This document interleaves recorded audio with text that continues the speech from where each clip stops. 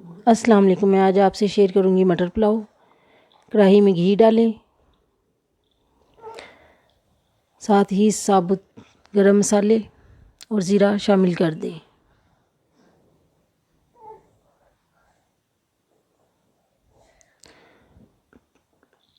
प्याज डालें और जब सुनहरी हो जाए तो तड़का लगा लें।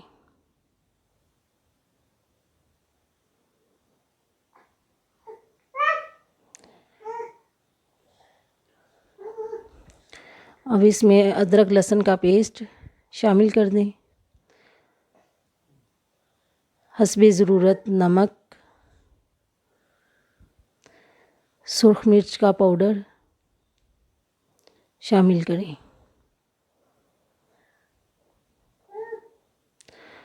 और मटर डाल दें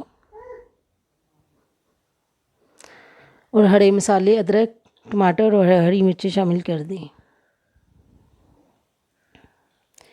पानी डाल के चावल डाल दें और दम लगा दें। ज़रदा रंग शामिल कर दें